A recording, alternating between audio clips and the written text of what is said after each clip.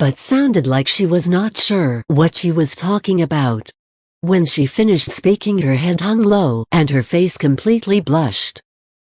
Shyly she looked up toward the old beggar's one eye and timidly asked, "Senior hero, aren't you the venerable Serpent King of the East River Li Sheng, Senior Li?" The old beggar laughed. "You have keen eyes, miss. I have had the honor to meet your master, Sage of Tranquility. Even though we are not the best of friends, but always have great respect for each other." Go Jing also heard the name Sage of Tranquility mentioned and was delighted. The Sage of Tranquility Sun Buer, Priestess Sun, is one of the Quan Zhen 7 Master. Therefore, this Miss Cheng and those two beggars are not outsiders. He heard Miss Cheng continued, "I am very grateful to receive the Senior Hero's aid in upholding justice. I will listen to Senior Hero's instruction." "Miss, you are worth 1,000 gold, Li Sheng said. "But for this licentious man to look at you even with one eye is still too much." Hearing this, Miss Cheng's face blushed profusely. Li Sheng continued, "Now I suggest you stay overnight at the main house, along with all of these honorable servants of yours. I will deal with that conceited man alone. Young disciple is not skilled in martial art, but I am not afraid of that villain," Miss Cheng said. "How could I let Senior deal with him alone?" "Please don't say such thing, miss," Li Sheng said. "Our clan leader Hong and your honorable founder Senior Wang were good friends. That means we belong to the same family. Why do you want to consider it otherwise?" Actually, Miss Cheng wanted to try her own martial art, but listened to Li Sheng she did not dare to defy. So she bowed and said, "Then I will leave everything under Senior Li and elder brother Ya's capable hands." Having said that, she gracefully led her maidservants to go downstairs. Li Sheng walked toward the young lady's bed, opened the embroidered quilt, and without taking out his shoes laid his dirty body on the sweet-smelling bedding. "Go downstairs," he told Yu Zhao. "Be on guard with everybody else.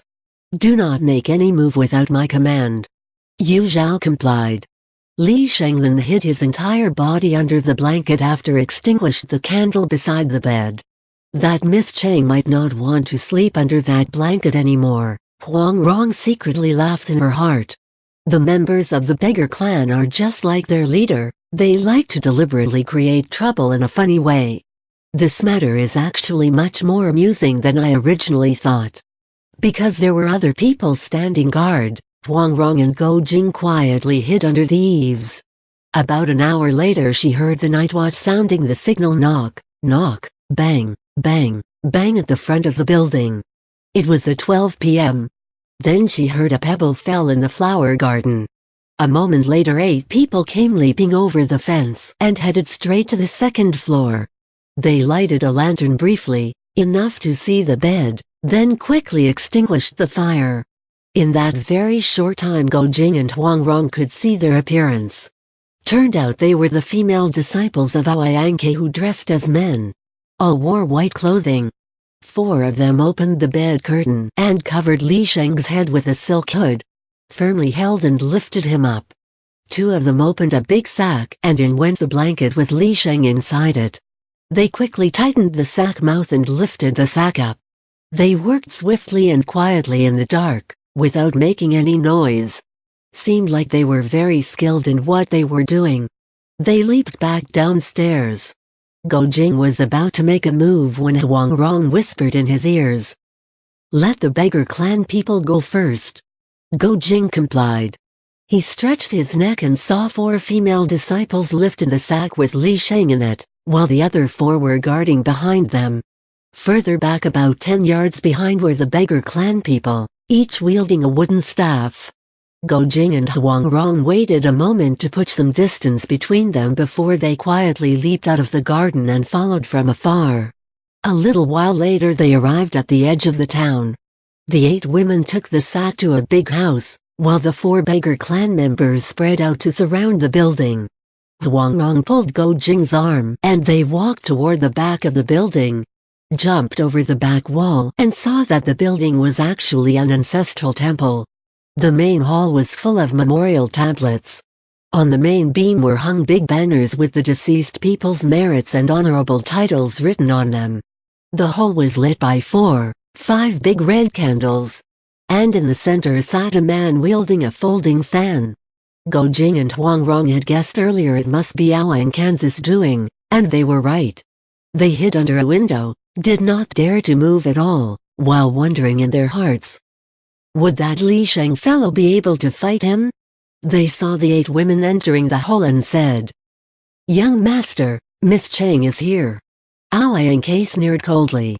He looked outside and said, "Friends, you have been so kind to visit, why not come in and introduce yourselves?" Hiding on top of the wall's roof, the beggar clan people knew they have been found out, but without Li Sheng's command they did not dare to make any noise. Aoang K turned his head and looked at the sack. "I did not expect a beautiful lady as you would be so easily invited to come here." He walked slowly forward, waving his folding fan slowly. When he folded the fan, it resembled an iron pen. Huang Rong and Go Jing saw his hand movement and his expression. They were shocked. Looked like Aoang K had already found out an enemy was hiding inside that sack and was going to strike. Huang Rong immediately took 3 steel needles in her hand, aiming them toward the fan, ready to strike if Li Sheng was in danger. But suddenly there were swishing sounds. A couple of sleeve arrows were flying toward Aoang Kansas' chest. They were released by a beggar who appeared on the windowsill. They also have seen the danger threatening Li Sheng, and launched a preemptive strike. Aoang K stretched his left hand sideways. His index and middle fingers pinched an arrow, his ring and little fingers pinched the other. With a couple of crack sound the 2 arrows became 4 pieces. The beggars saw this and were amazed. "Marshal Uncle Li, come out!" Yu Zhao called out. He was not even finished shouting when the sack was ripped open. Out came 2 blades followed by Li Zheng rolling on the floor. He used the sack as a shield and quickly stood up. Li Sheng knew Aoang K was fierce and he was not sure he could defeat him. That was the reason he wanted to attack him by surprise by hiding inside the sack. Who would have thought that Aoang K found his plan? A beautiful lady turned into a beggar. It was a good sack trick. Aoang K laughed. Li Sheng ignored his remark. "This city has lost 4 girls in 3 days. All were your excellencies doing, I presume?" He countered. "This Baoying County is certainly not a poor area. How did the law enforcement officer turn into a beggar?" Aoang K smirked. Li Sheng maintained his calmness. "I am not begging for food here," he answered. "But I heard yesterday that 4 adolescent girls suddenly vanished without a trace. My curiosity was piqued, so I took a look." Aoang K reluctantly said, "Actually those girls are not exceptional. And since you want them, considering we are the people of the martial arts world, I'd like to give them to you. Beggars usually eat dead crabs. So I am sure you will treat these 4 girls as your treasures." He waved his right hand, and several female disciples of his went inside to get those 4 girls. The girls' clothes were unkempt, their faces thin and pale, their eyes red from crying. Li Sheng was outraged to see this. He loudly shouted, "What is your honorable name? Whose disciple are you?" Aoang K still maintained his carefree attitude. "My surname is Aoang. What is it that you want, my friend?" He nonchalantly answered. "I want to play with you." Li Sheng roared. "I want nothing better." Aoang K replied. "Please start." "Good." Li Sheng shouted and moved his right hand. But just before he struck, a white shadow flashed with a gust of wind. He was very shocked and leaped up immediately, but his neck was scratched nonetheless. Luckily he was swift, if not, his neck would have a hole in it. Li Sheng was an 8-bag disciple of his clan, a highly respected position. His martial art was strong, and the beggars in Zhe area came to him for advice. In short, he was one of the beggar clan's elite fighters. Who would have thought that he was almost injured in just one stance?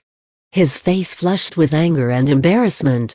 Without turning his body, he launched his hand backward. He knows the 18 dragon subduing palms, whispered Huang Rong to Go Jing. Go Jing nodded. Aoyanke could see this move was fierce and did not dare to meet it frontally. He jumped sideways. By this time Li Sheng had turned his body around and stepped forward. He lifted both hands in front of his chest and with a loud cry pushed them forward.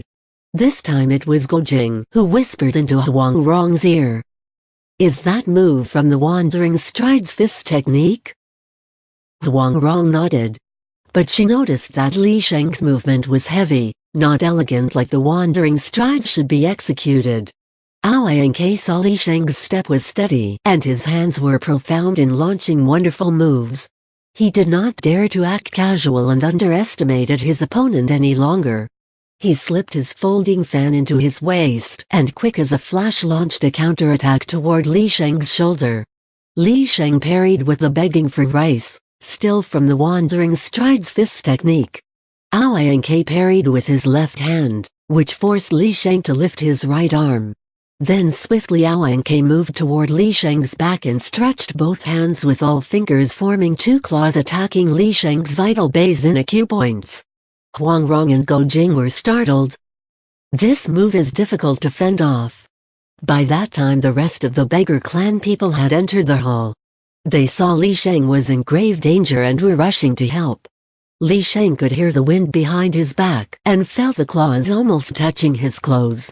Again he launched his hand backward using the Shenlong Bai Wei Divine Dragon swings its tail from the 18 dragon subduing palms.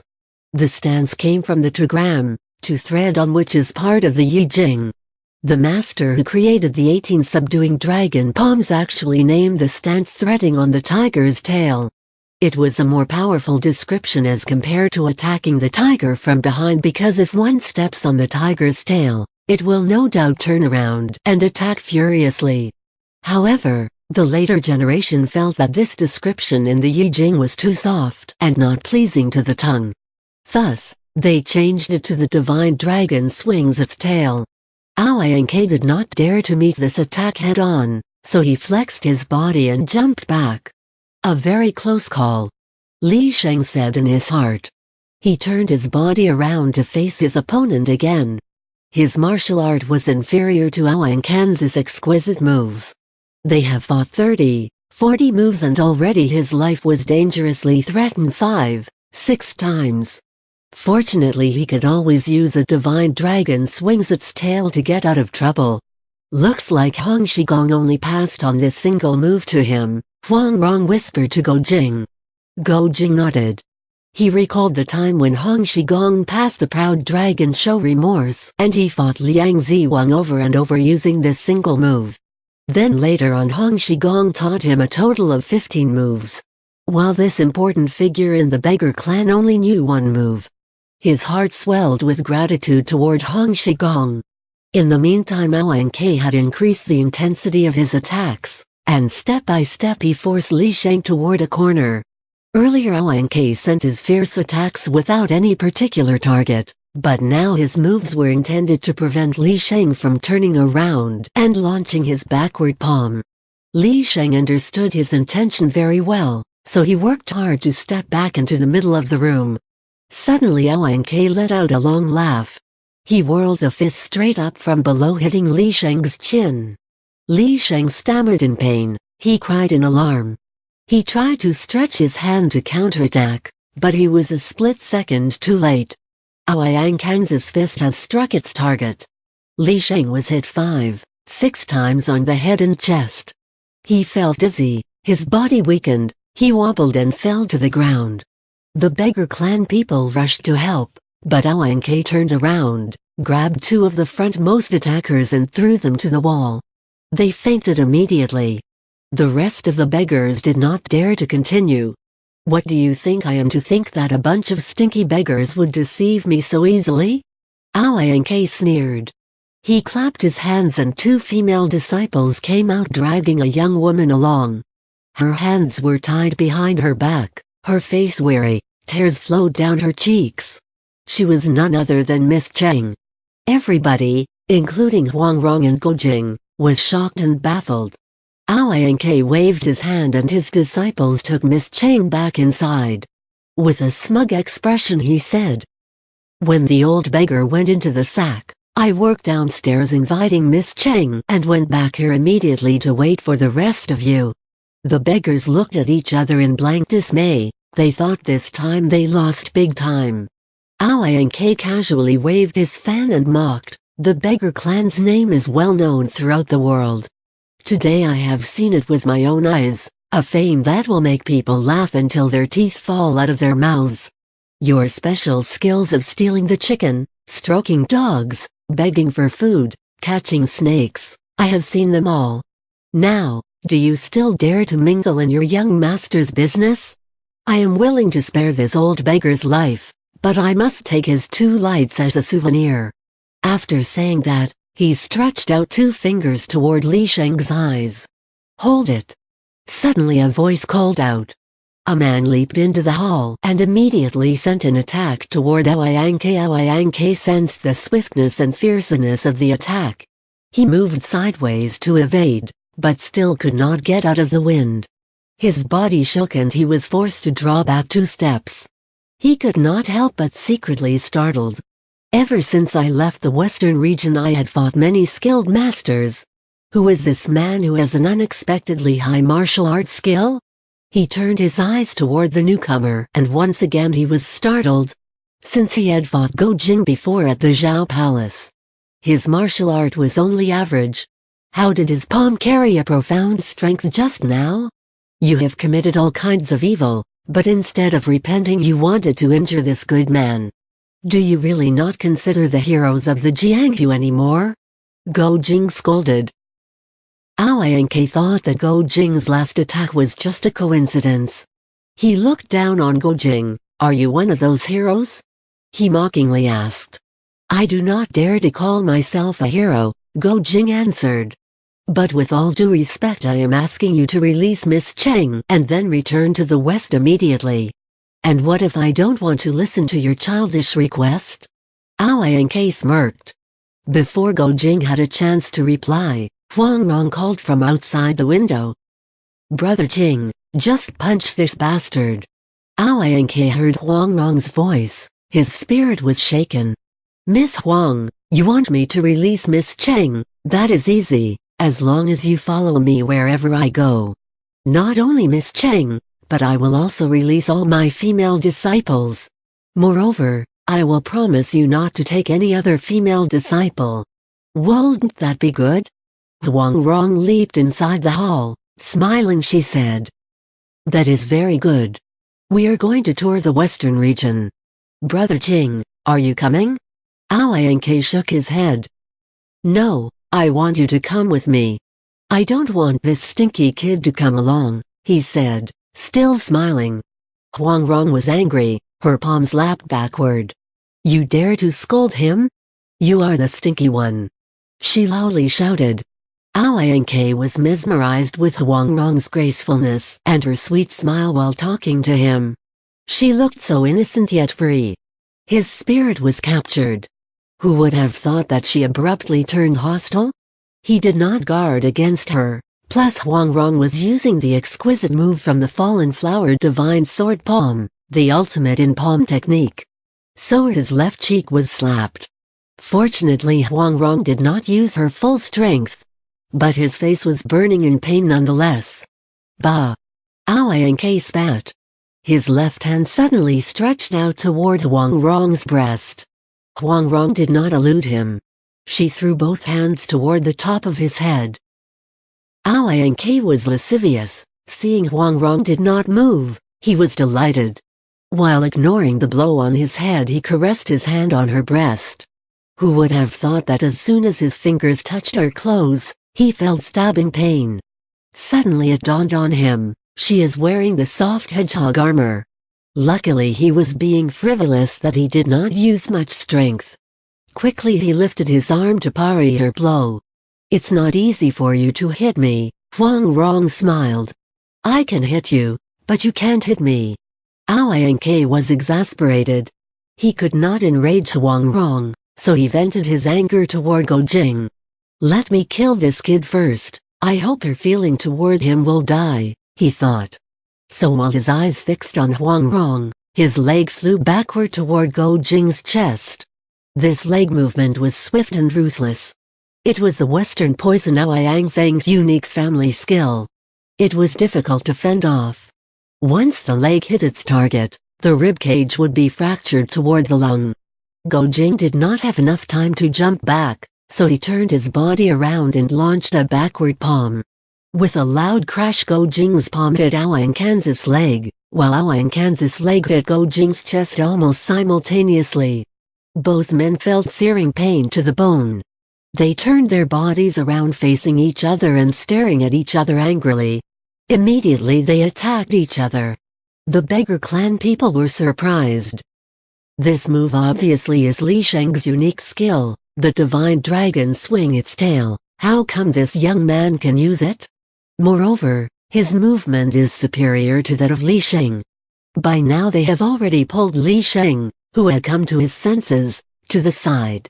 He also recognized not only the divine dragon swing its tail, but other stances as well. He saw Go Jing's moves were exquisite and powerful. He was amazed. This 18 dragon subduing palms is clan leader Hong's special skill. Because I had no regard for my own life and rendered a great service, the leader had generously rewarded me with 1 stance. Where did this youth learn the full set of 18 stances? Obviously he did not realize Go Jing only knew 15 stances. Ouyang was also amazed. He secretly admired Go Jing's progress. How could this kid's martial art improve so much in just 2 months? In a short time they have already exchanged about 40 moves. Go Jing had repeatedly used his 15 stances several times. It was enough for him to defend himself. But in all honesty he had to admit that Ouyang Kan's martial art was several levels above his, so he realized he would not win. Another 10 or so moves later Ouyang changed his tactics. He swiftly moved to all directions to divert Go Jing's attention, then he launched a quick attack from an unexpected direction. Go Jing tried hard to fend off, but his left hip was kicked. He stepped backward and was limping. Luckily his stances were concentrated on his palms, so he could still launch his 15 moves in succession. Ouyang did not dare to press on for a while. He tried to force an opening in Go Jing's defense line. About a dozen or so moves later he did see an opening and immediately launched an attack. Go Jing had finished all 15 moves and was about to repeat the whole set.